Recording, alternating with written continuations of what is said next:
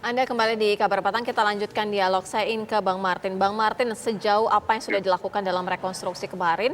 Artinya selain dari tadi Bang Martin mencermati bahwa FS sebagai eksekutor, tapi paling tidak dari semua secara keseluruhan ini memang skenario yang Bang Martin temukan itu kejadiannya atau ada yang tidak dilakukan dalam rekonstruksi? Ya, saya pikir begini ya Mbak Sira ya.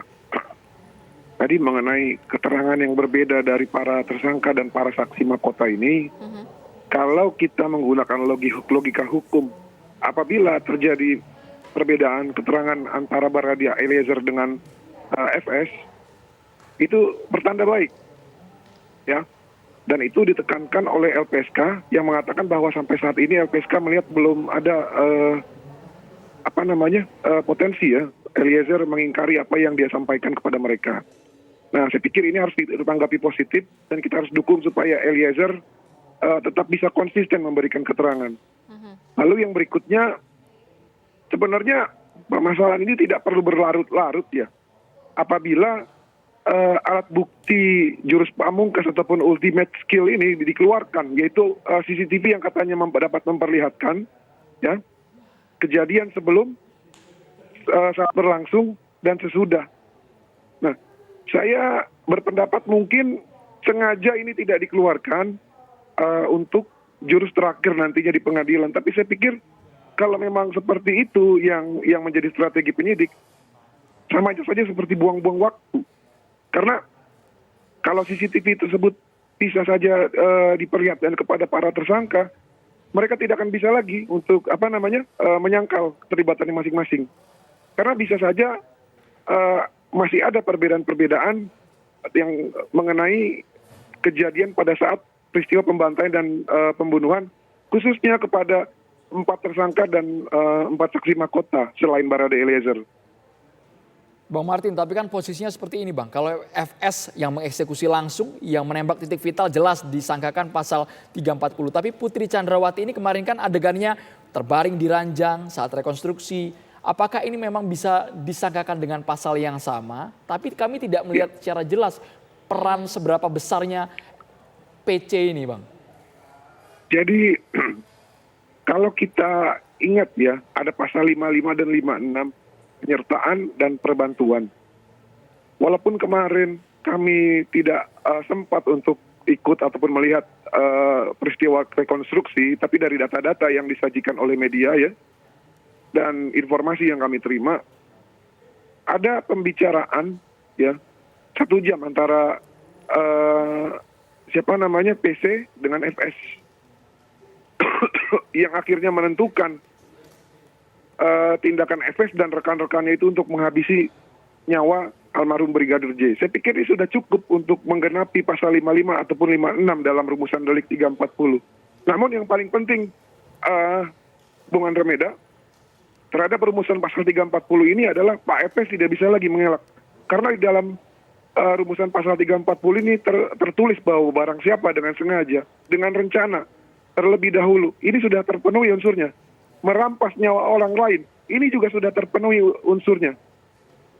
Kenapa saya bilang terpenuhi unsurnya? Karena tembakannya itu ke arah bagian vital, di mana manusia kalau ditembak bagian kepala sudah pasti meninggal. Demikian, Bung Andro. Ya, saya ke Prof. Hipnu. Prof, sejauh ini kan dari PC masih bersikukuh begitu ya kalau misalnya menjadi korban pelecehan seksual. Artinya dalam proses peradilan yang akan dijalankan begitu ya, ini akan seperti apa? Karena kan sebenarnya juga sudah dihentikan dari pihak kepolisian. Tapi dari PC sendiri tetap bersikukuh seperti adanya dilakukan pelecehan seksual gitu.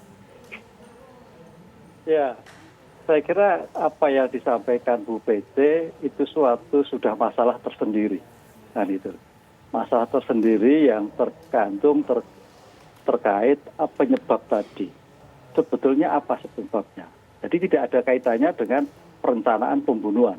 Nah itu kan motif apakah betul? Nah, itu. Lah oleh karena itu kalau memang, ini pertanyaan yang menarik itu, kalau memang betul bahwa ada suatu perbuatan yang disampaikan oleh Bu PC, itu mungkin bisa menjadikan suatu alasan untuk meringankan. Nah itu. ini. Tapi kalau itu tidak, ya malah menjadikan rekayasa kembali. Karena sebagai bentuk laporan suatu polisi atau laporan pelatihan seksual, itu harus disertai bukti awal. Bukti awalnya apa? Mungkin terkait merendahkan diri, mungkin terkait dengan suatu tindakan fisik, mungkin terkait dengan kata-kata yang tidak senonoh, kan itu.